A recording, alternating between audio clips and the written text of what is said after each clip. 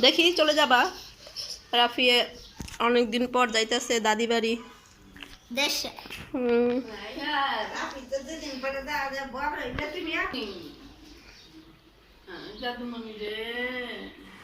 দেখি মাস্কটা সরাও, ব্যাগটা দেখি তো। ও পিছনে আবার একটা কাপড়ের ব্যাগ নিয়েছে, গুড বয় লাগছে, সুপারম্যান।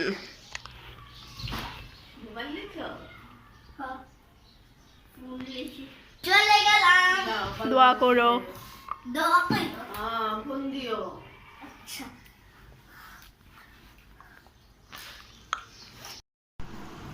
হ্যালো ভিউয়ার্স, আসসালামু আলাইকুম, welcome back to my channel. তো সবাই কেমন আছেন? আশা করছি সবাই ভালো আছেন। আমিও শারীরিকভাবে ভালো আছি, বাট মনটা হচ্ছে আমার ভীষণ খারাপ।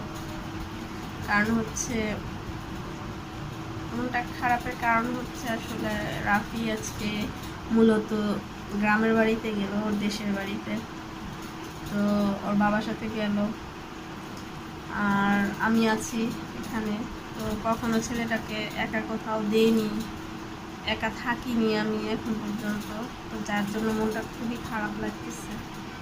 আসলে কি বলবো, আসলে বোঝাতে পারছি না, খুবই ভীষণ খারাপ লাগতেছে।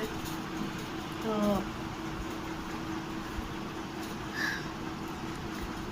ঘরেও ভালো লাগতেছে না, আসলে ঘরে থাকলেই মনে হচ্ছে রাফি ওইখান দিয়ে খেলাধুলা করতেছে, বা আমি খাওয়ানোর জন্য ডাকাডাকি করব এরকম।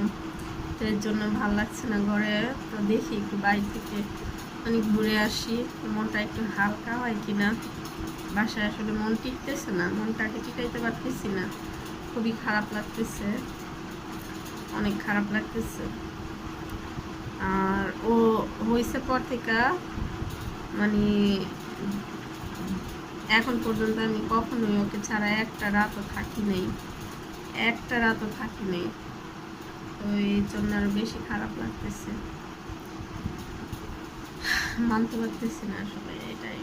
তো দেখি আসলে ঘুরে আসি মনের শান্তির জন্য।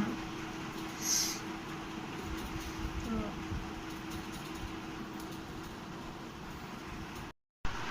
হ্যালো ভিউয়ার্স, তো একটু বাইরে গিয়েছিলাম, ঘুরে আসলাম।